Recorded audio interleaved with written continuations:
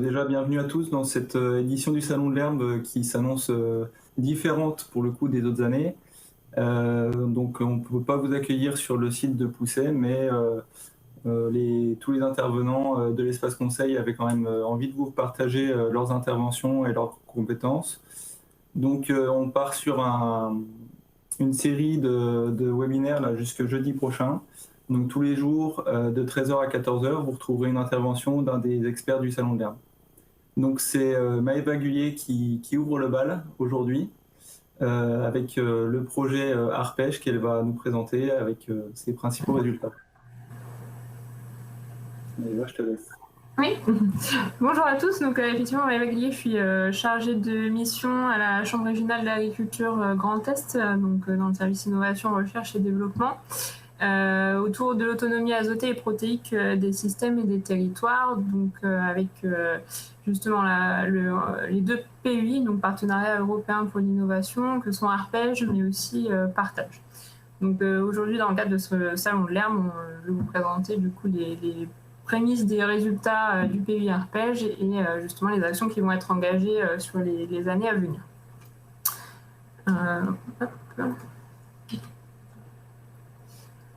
Donc ça charge. Voilà, on passe. Donc du coup, juste en introduction, si vous n'avez pas de son, donc en fait c'est voilà, le petit pictogramme. J'espère que tout le monde peut nous entendre. Hein, donc il faut cliquer sur le petit pictogramme pour que vous puissiez nous rejoindre avec le son. Et du coup, ce qu'on vous conseille aussi, c'est pour une meilleure connexion, de fermer toutes les applications à côté qui utilisent Internet pour pouvoir suivre au mieux les présentations. Alors du coup, Arpège, qu'est-ce que c'est? Donc c'est un partenariat européen pour l'innovation. Donc c'est issu d'une initiative des commissions agronomie, environnement, production végétale et élevage de la Chambre régionale d'agriculture Grand Est, hein, donc depuis 2018. Donc il y a voilà, déjà une volonté de réunir le monde animal et végétal au travers d'un programme. Le PUI est un projet pour une durée de 3 ans qui a débuté en septembre 2019 et donc jusqu'à septembre 2022.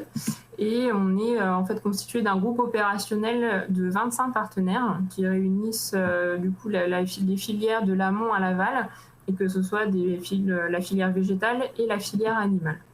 Donc voilà, l'ensemble des partenaires que vous pouvez apercevoir ici, donc les chambres d'agriculture, les instituts Terra Innovia et Institut de l'élevage, les coopératives agricoles, des laiteries, voilà, ou également l'enseignement avec l'ENSAIA et le lycée agricole de Rethel, et nos financeurs du coup qui sont l'Europe et la région Grand Est. Alors déjà, tout d'abord, je voulais vous faire un petit focus sur la situation actuelle en Grand Est pour qu'on puisse voir quelles nouvelles solutions seraient envisageables sur notre région. Alors, quels sont les constats sur le territoire? Déjà, on a une certaine dépendance aux intrants, que ce soit sur les systèmes végétaux, hein, avec les fertilisants minéraux, mais aussi en alimentation animale. Puisque, par exemple, en Champagne-Ardenne, en 2017, on avait environ 137 unités d'azote par hectare et par an qui étaient apportées sur les champs, donc d'azote minéral, ce qui faisait de cette région la deuxième région de France la plus consommatrice d'azote minéral. Et puis, du côté élevage, c'est aussi plusieurs milliers de tonnes de tourteaux de soja OGM qui sont importés en Grand Est chaque année.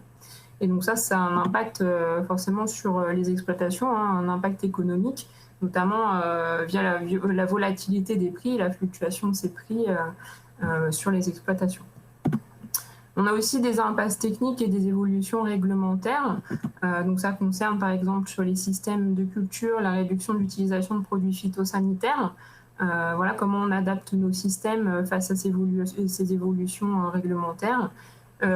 Aussi des objectifs de réduction d'émissions de gaz à effet de serre, parce qu'il faut savoir que l'azote est le premier poste d'émissions de gaz à effet de serre et de consommation d'énergie sur les systèmes de polyculture du Grand Est.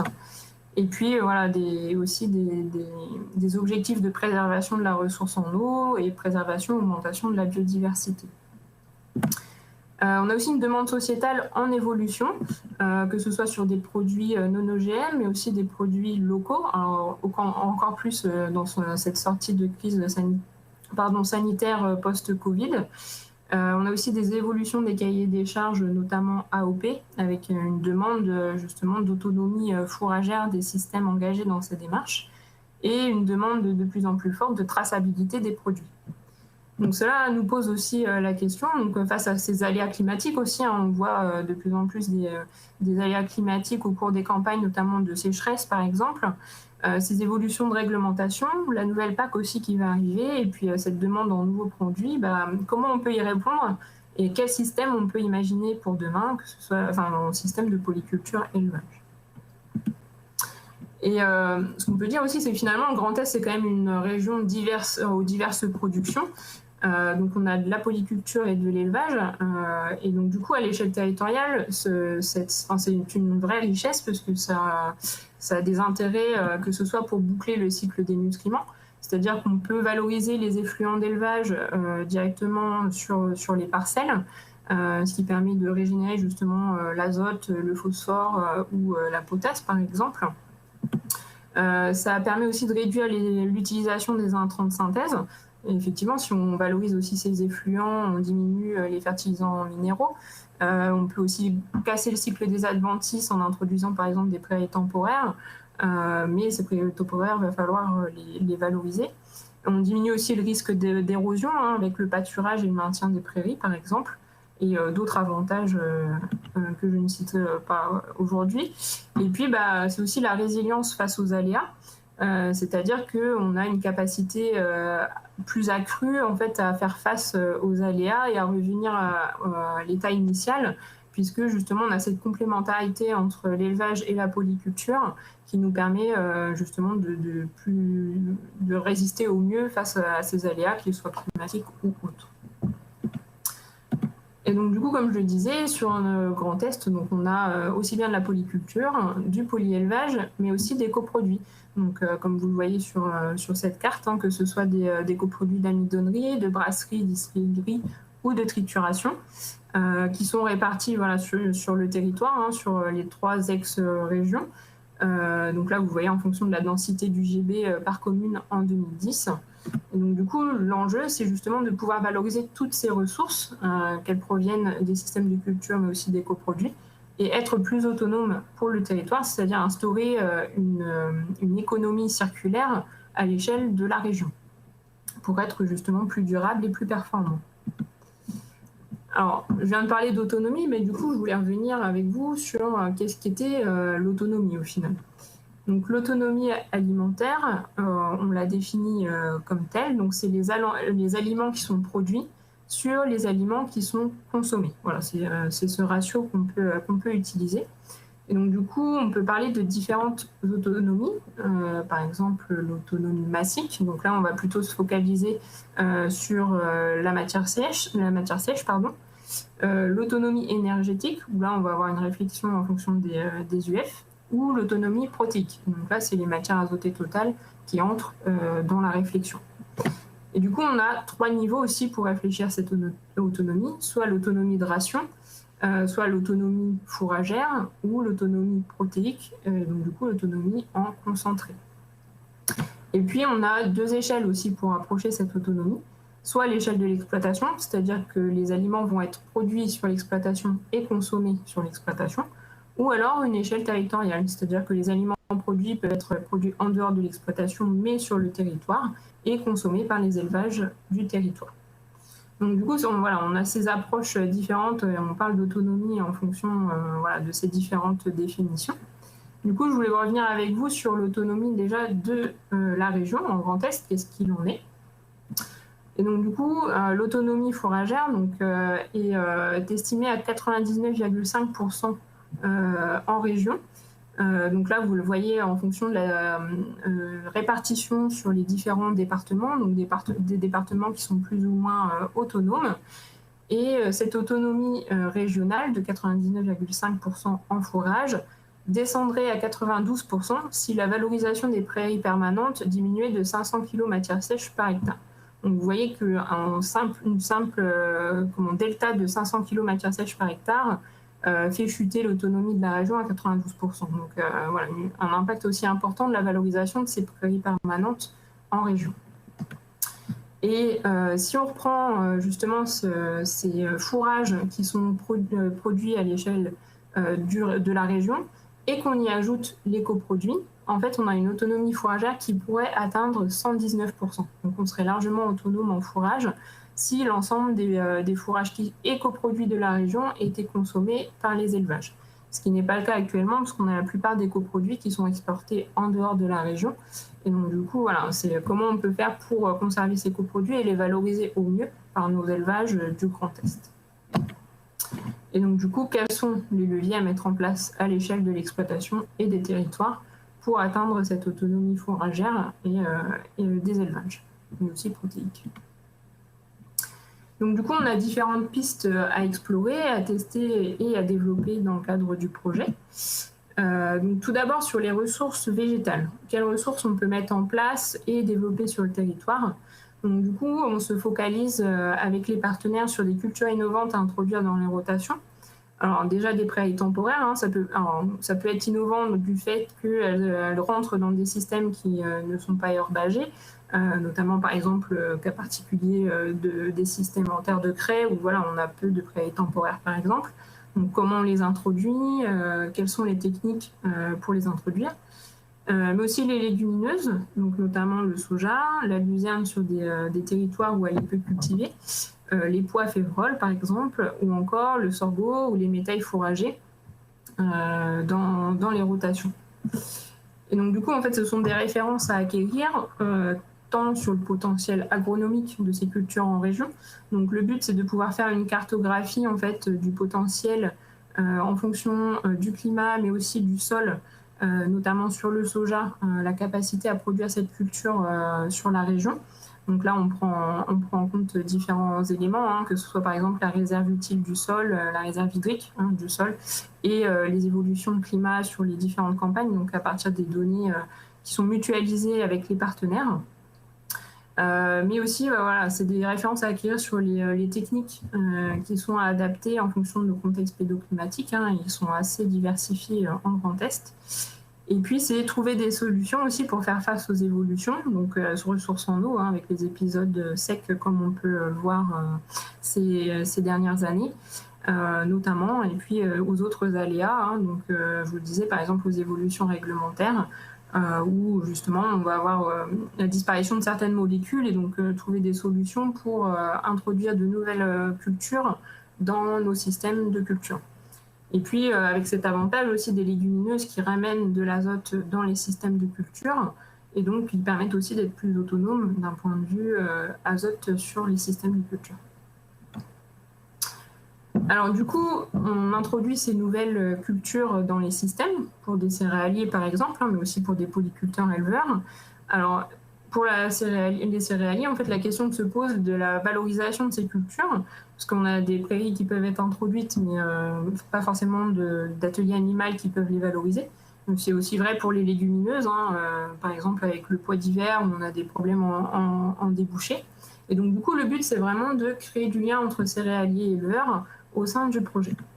Alors ça passe déjà par la contractualisation entre agriculteurs. Donc on a déjà recensé différents types de contractualisation, de coopération plutôt entre agriculteurs, donc que ce soit par la mise à disposition de surfaces à pâturer. Donc là, c'est le céréalier qui met à disposition ses parcelles au service de l'éleveur, donc par exemple sur des intercultures ou pour pâturer les repousses de colza. On a aussi des exemples de coopération qui sont de l'achat-vente entre céréaliers et éleveurs. Donc ça peut être par exemple du maïs sur pied, de la luzerne sur pied, des betteraves fourragères. Voilà, une contractualisation tacite entre céréaliers et éleveurs pour valoriser des cultures qui ne le seraient pas sans un atelier animal. C'est aussi des coopérations de type échange de produits-prestations. Donc on a à l'esprit l'échange paille-fumier par exemple, mais là on va vraiment se focaliser sur des échanges qui augmentent l'autonomie des élevages. Donc par exemple du foin fumier, hein, donc des échanges de produits, des effluents contre du fourrage par exemple. Mais aussi ça peut être des fourrages ou des concentrés contre du travail, du matériel ou l'accès aux primes légumineuses par exemple.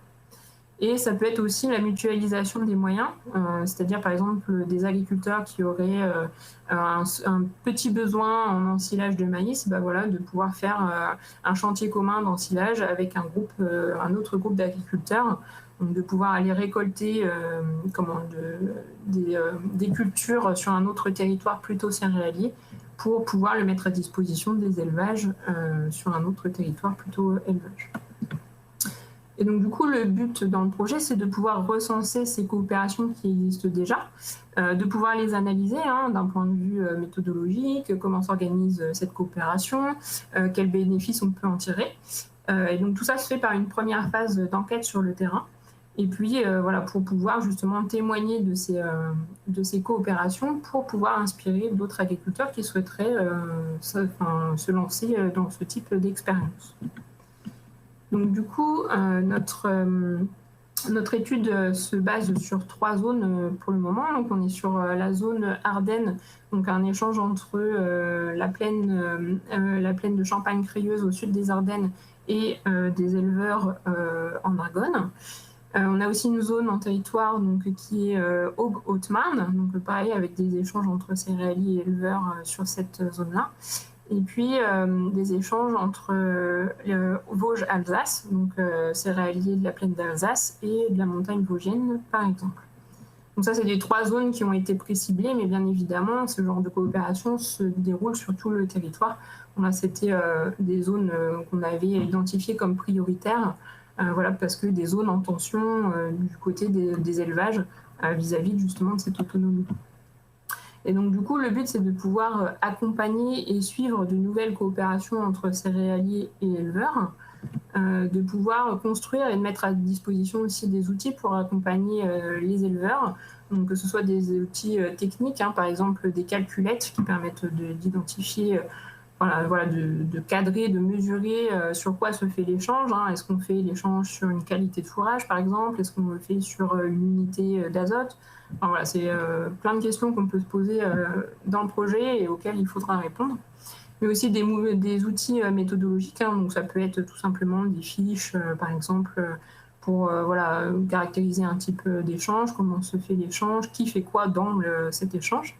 Et aussi des outils juridiques, donc de type des contrats types qui peuvent être élaborés entre les agriculteurs si en fait, ils souhaitent mettre en œuvre ce type de contrat plutôt formalisé. Et donc du coup, on a aussi une autre action parce que donc on parle d'autonomie, de nouvelles ressources, mais au final, substituer le tourteau de soja OGM qui est importé, c'est bien beau, mais par quoi on le substitue? Donc en fait, on va aussi étudier de nouvelles ressources protéiques énergétiques qu'on va tester et qu'on va évaluer.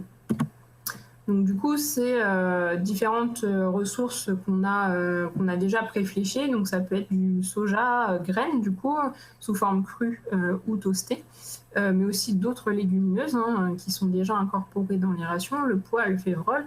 Ça peut être aussi du foin de luzerne qui rapporte de la protéine dans la ration, mais aussi tout simplement entre guillemets, la bonne valorisation de l'herbe, que ce soit des prairies temporaires, mais aussi des prairies permanentes, puisqu'on a quand même pas mal de surface en herbe sur le territoire, donc c'est de pouvoir les valoriser au mieux pour atteindre cette autonomie. Donc du coup, ce qui est mis en œuvre dans le projet, c'est une première phase d'expérimentation avec le lycée agricole de Rethel. Donc c'est une exploitation de polyculture, élevage, bovin-lait et ovin-viande, donc avec 80 vaches laitières, donc Primolstein et Jersiaises. Donc du coup, sur ces bovins-lait, sur ces vaches laitières, on va tester 2 rations. Donc on a qualifié d'autonomie régionale, donc là qui incorpore des coproduits qui sont produits sur la région notamment, et une ration dite plutôt autonomie d'exploitation, donc là où on va valoriser les cultures de l'exploitation. Et donc du coup on va tester dans ces rations, ce qui se dessine, c'est aussi de tester le niveau d'incorporation de soja toasté. Voilà, donc ça c'est une expérimentation qui prendra effet sur l'hiver 2020-2021, donc le prochain hiver, et un deuxième hiver, une deuxième phase d'expérimentation sur l'hiver 2021-2022.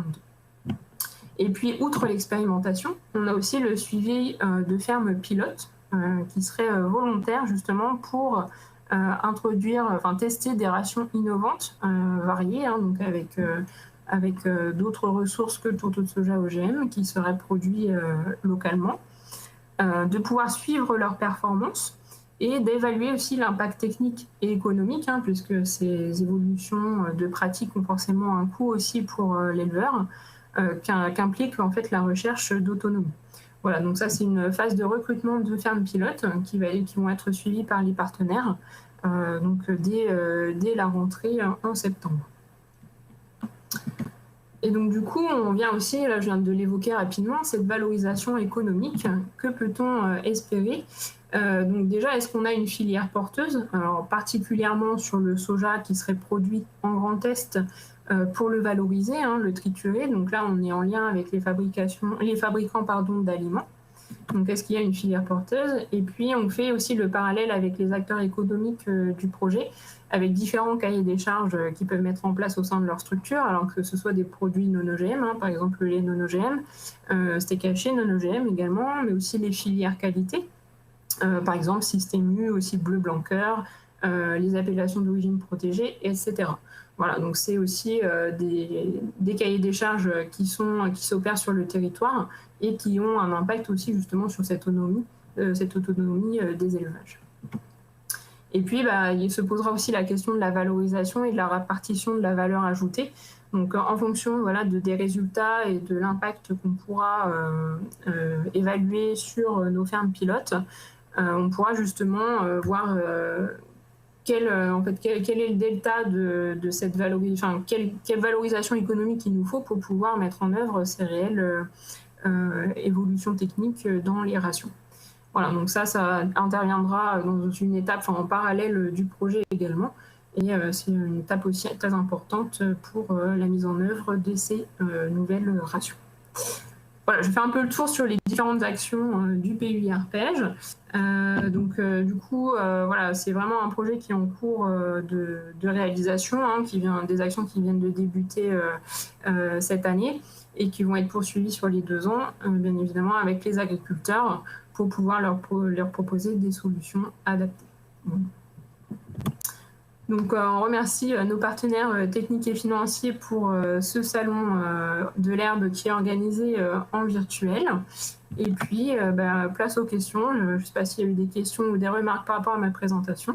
Ce que je souhaitais vous dire aussi, c'est que si vous souhaitez devenir ferme pilote dans le projet, que ce soit pour mettre en œuvre des coopérations ou pour être ferme pilote sur la valorisation de nouvelles rations, n'hésitez pas à nous contacter. On est en recrutement justement de ces fermes pilotes et ce sera avec plaisir qu'on travaillera en tout cas avec vous.